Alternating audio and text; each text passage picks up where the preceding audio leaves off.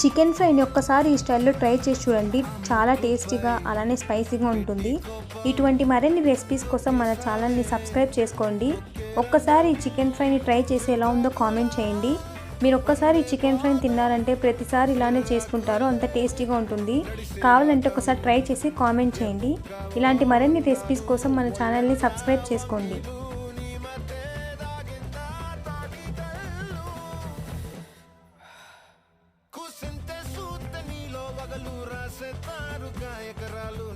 నడిసిన సోటంతా పొర్లు దండాలు